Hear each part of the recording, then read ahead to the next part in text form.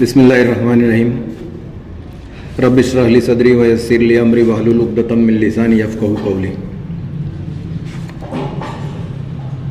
मारा वडील अने साथी अब्दुल कादर खलक साहेब, अब्दुल लतीफ़ सेठ साहेब, आरिफ भाई, अम्मार भाई, शाळाना आचार्यश्रीओ, सुपरवाइजर श्री, शिक्षक मित्रों, बिन शैक्षणिक स्टाफ में क्लार्क मित्रों अने हमेशा खड़े पगे रहनार सेवक भाईओ अने बहनों, अस्सलामु अलैकुम वरहमतुल्लाहि वबरकातुहू।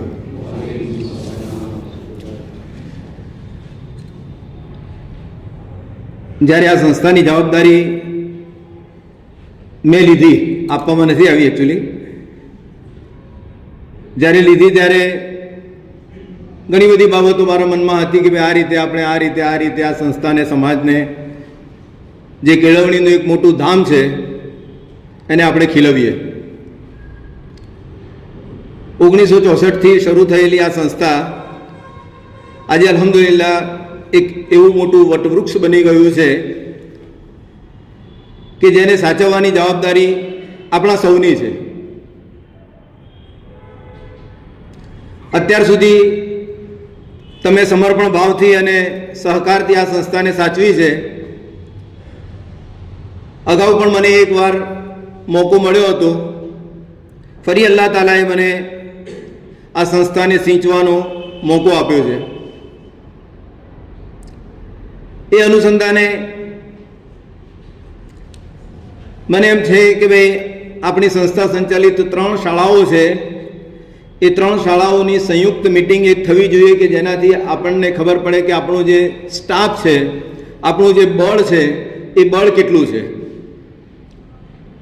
આ તરફ પ્રાથમિક સ્કૂલના શિક્ષક મિત્રો, ભાઈ બહેનો બેઠા છે, કર્મચારીઓ છે, બિન શૈક્ષણિક કર્મચારીઓ, સહાયકો પણ છે, 50નો સ્ટાફ છે। હું બેઠો બેઠો જોયું કે ભાઈ પઠાણ સાહેબને ખાલકબેનનું નામ ક્યાંથી યાદ હોય, પણ એ તો ખબર પડી કે ભાઈ આ ખાલકબેન છે એટલે, કારણ કે હવે એમના સંપર્કમાં આવ્યા, નહીં તો એવું હતું કે ત્યાં શું ચાલતું હતું કદાચ આ બાજુના કેમ્પસને ખબર નથી, એટલા માટે ખાસ આ મિટિંગનું આયોજન કરવામાં આવ્યું છે। આ વચ્ચે છે ઇંગ્લિશ મીડિયમની બહેનો છે, ભાઈ છે, એમનો 17નો સ્ટાફ છે। ઇંગ્લિશ મીડિયમમાં આપણે 237 વિદ્યાર્થીઓ અત્યારે 3rd સ્ટાન્ડર્ડ સુધી, જુનિયરથી લઈને 3rd સ્ટાન્ડર્ડ સુધી ભણી રહ્યા છે। અલ્હમ્દુલિલ્લાહ સરસ રીતે કેમ્પસ ચાલી રહ્યું છે। ક્યારેક આપણે સાથે મુલાકાત લેવા જઈશું ઇન્શાઅલ્લાહ। એક પરિચય પણ કેળવાય એના માટે પણ, અને આપણા બાળકો હોય તો આપણા બાળકોની પહેલી પસંદગી કઈ હોય એના માટે પણ આપણે આપણી સંસ્થાની જે શાળા છે એની મુલાકાત લેવી જરૂરી છે।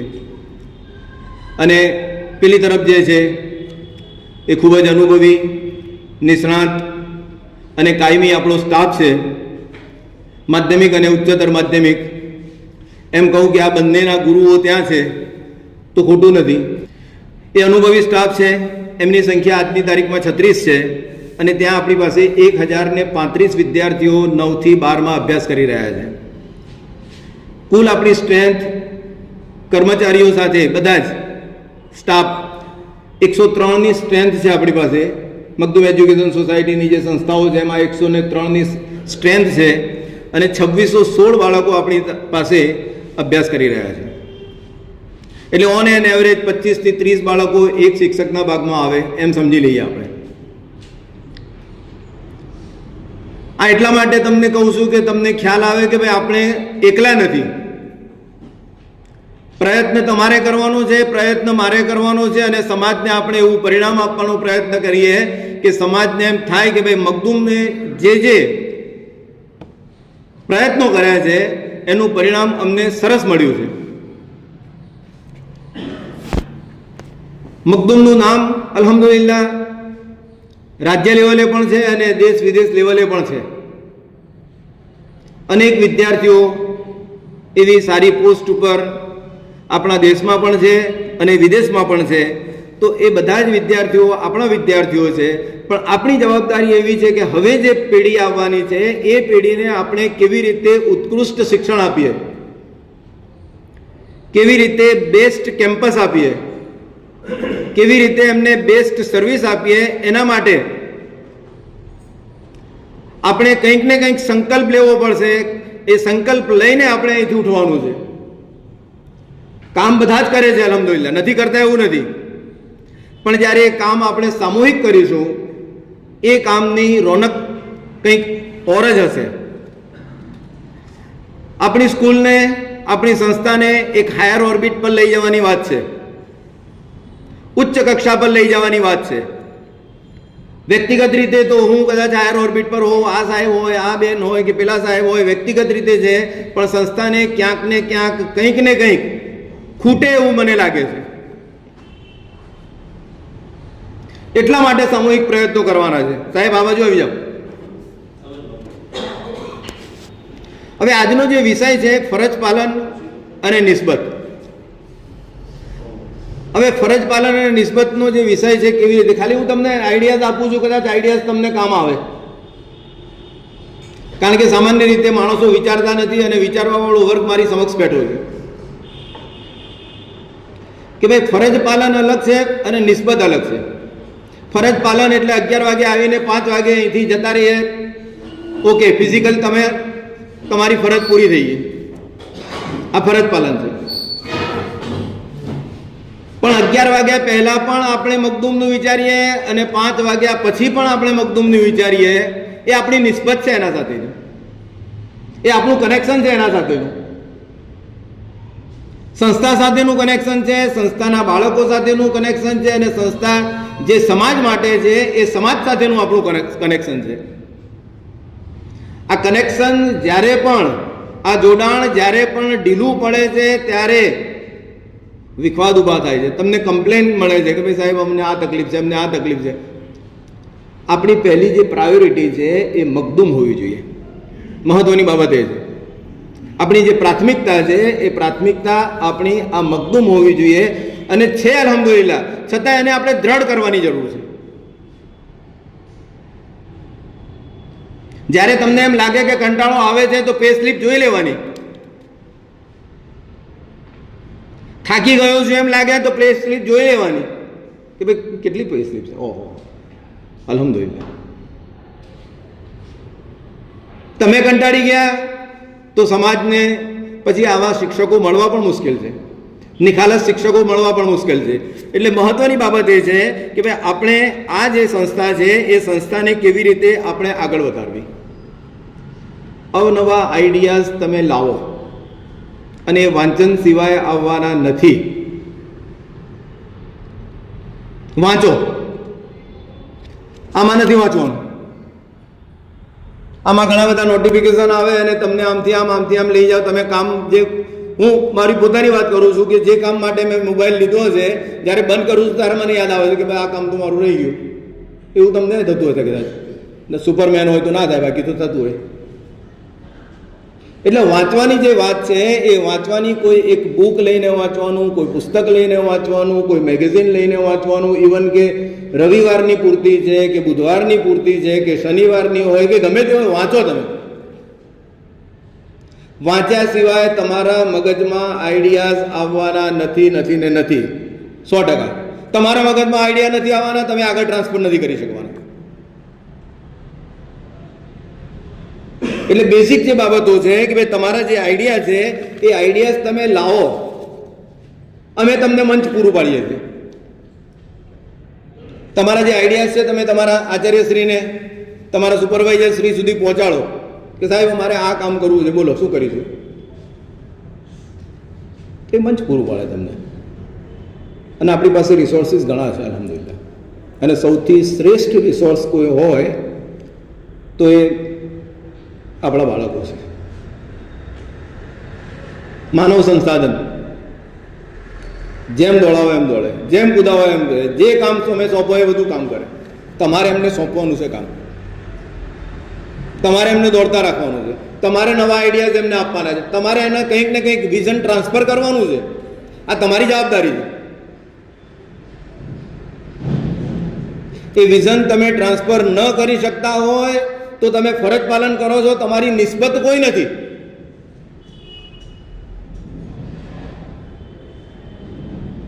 બાળકોને તમારા પર ઘણી બધી અપેક્ષાઓ છે. ક્યાંક એવું ના થાય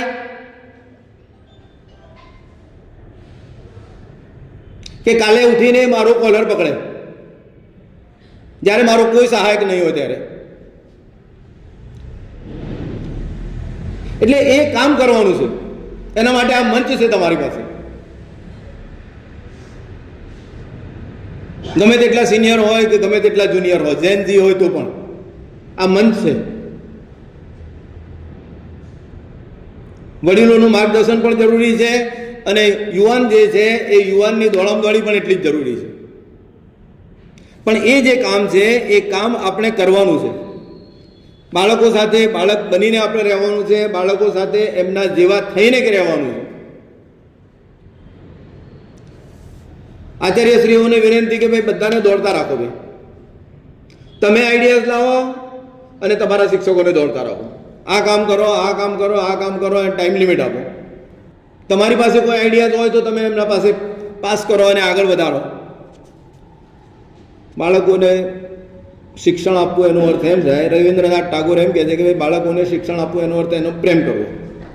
બહુ સિમ્પલ વાત છે.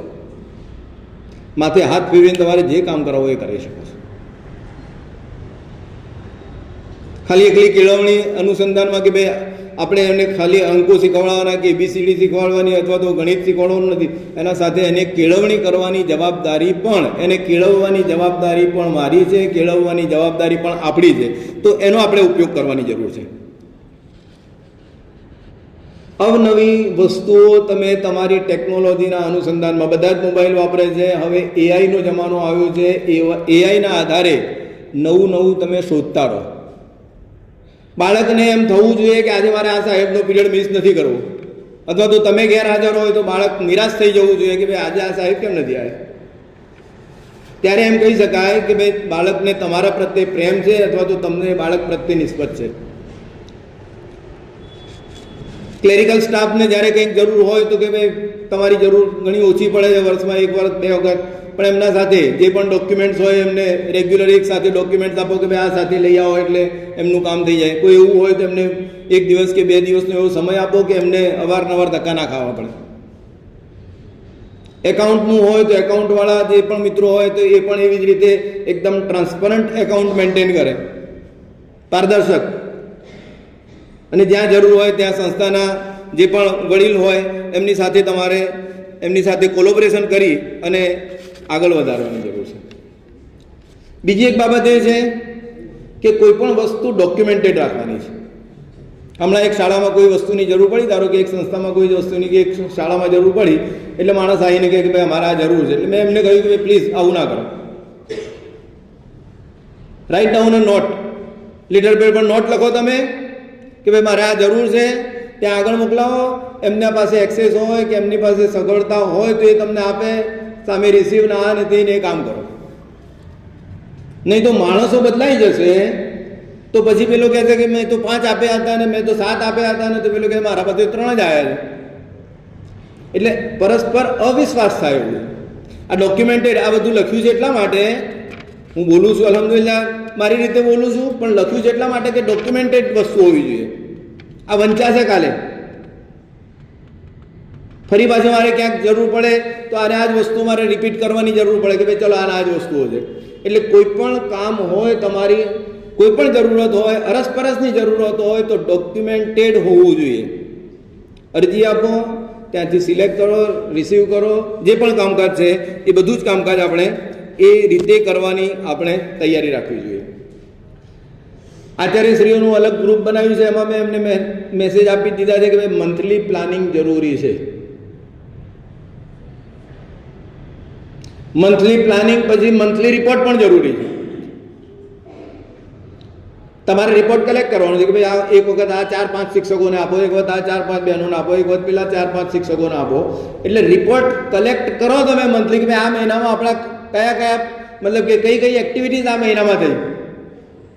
અને જ્યારે જરૂર પડે ત્યારે આપણે એને સોશિયલ મીડિયા ઉપર PDF બનાવીને મૂકી શકીએ કે જેથી સમાજના લોકોને ખબર પડે કે મખદુમ કેમ્પસમાં આટલી પ્રવૃત્તિઓ થઈ રહી છે. આ મહત્વનું છે. ક્યારેક આપણે આપણી મખદુમ નામનું એક મેગેઝિન જેવું અથવા તો એક ચોપાનીઓ છપાવીએ છીએ તો એવું પણ છપાવીએ, એમાં પણ આપણી જે પણ પ્રવૃત્તિઓ છે એ પ્રવૃત્તિઓ સમાજ સમક્ષ આવે. એટલે રિપોર્ટિંગ એ પણ એટલું જ મહત્વનું કામ છે. તમારા સોશિયલ મીડિયાના સ્ટેટસ પર મખદુમની કોઈ પ્રવૃત્તિ હોય તો અવશ્ય મૂકવી જોઈએ. આ તમારી નિસ્બત છે. ના મૂકો તો કે હું એમ નથી કહેવાનું કેમ નથી મૂક્યું, આ સાહેબ એમ નહીં કહે કે પેલા સાહેબ કે પેલા મેડમ એમ નહીં કહે કેમ ના ભાઈ, આ મારી શાળા છે, આના સાથે મારી રોજીરોટી જોડાયેલી છે, આના સાથે મારો સમાજ જોડાયેલો છે, આના સામે મારા બાળકો જોડાયેલા છે. આ નિસ્બત છે. કેમ ના કરીએ આપણે? એના કરતાં બેટર છે કે ભાઈ બીજું કોઈ જગ્યાએ શોધી લો. નિસ્બત જ્યાં સુધી ના થાય ત્યાં સુધી ફરજ પાલનનું કોઈ મહત્વ નથી. અને મેં હમણાં જ વાંચ્યું ચિત્રલેખામાં, નિસ્બત સિવાયની ફરજ પાલન હોય તો એમ કહેવાય કે ગોળ વગરની સુખડી છે.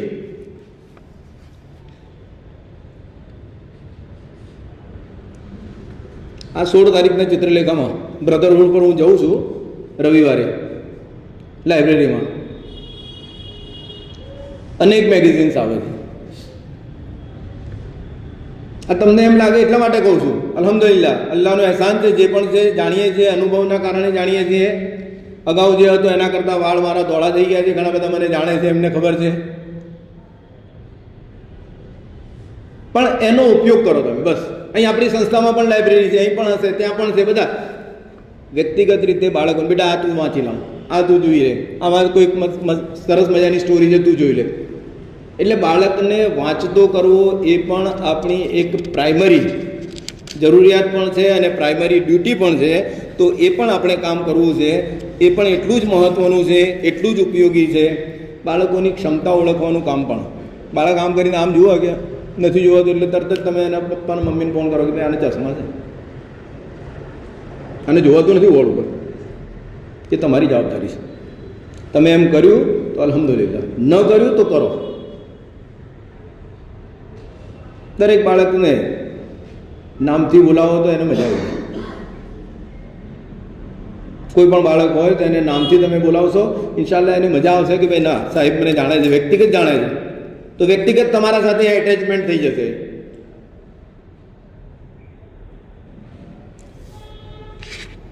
અને આ એક સ્ટેટમેન્ટ તમે નોંધી લેજો કે ભાઈ સમાજ હોય, આપણું ઘર હોય કે દેશ હોય કે ગમે તે હોય, સારા અને નરસા ગુણો હંમેશા ઉપરથી નીચે આવે છે, ક્યારેય નીચેથી ઉપર જતા નથી. આ ખાલી ગણિત વિજ્ઞાનમાં પાસ થવાની વાત નથી. આ તમારી નિસ્બતની વાત છે. આ ફરજ પાલનની વાત નથી. આ તમારા પ્રેમની વાત છે. તમે તમારા બાળકને કેવી રીતે કેળવી શકો છો એની વાત છે. આ બધા જ તમારા બાળકો છે. જે પણ મેં તમને સંખ્યા આપી એ તમારા કેમ્પસમાં હોય, તમારા આમના કેમ્પસમાં હોય, એમના છે. સંસ્થા સાથે તમારું કમિટમેન્ટ છે. એ કમિટમેન્ટને પૂરું કરો. બાળકો સાથે તમારું કમિટમેન્ટ છે. એ કમિટમેન્ટને તમારે પૂરું કરવાનું છે. સમાજ તમારા પર અપેક્ષા રાખી રહ્યો છે. એ સમાજની અપેક્ષાઓ પર આપણે ખરા ઉતરવાનો પ્રયત્ન કરવાનો છે. ટીકાઓ કરનારા ટીકા કરશે, પણ આપણે આપણા પ્રયત્નથી ક્યારેય પાછું નથી હટવાનું.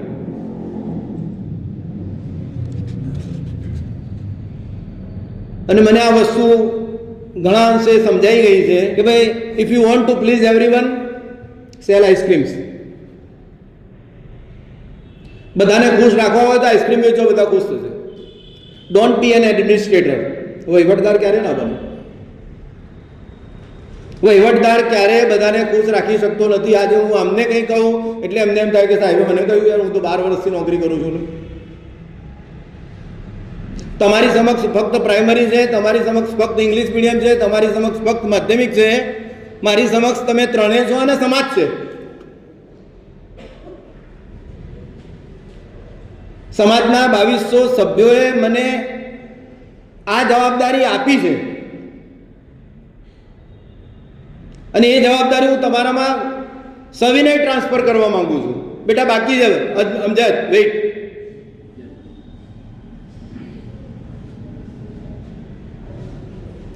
હું આ જવાબદારી તમારામાં સવિનય ટ્રાન્સફર કરવા માંગુ છું. અને પેલી પઝલ તો તમને ખબર જ છે, અને એ પઝલમાં એવું છે કે ભાઈ આગળ ભારતનો નકશો છે અને પાછળ બીજા જોવાનો છે. બધાને જાણે છે, તમે તો બધા વેલ એજ્યુકેટેડ છો. તો એ શું કરે છે ખબર? તો પેલો છોકરો છે તો કહે કે ભાઈ મેં તો પાછળ જોયું અને પાછળ હાથ, પગ, મોં, નાક, જીભ આ તે બધું સેટ કર્યું એટલે માણસ બની ગયો.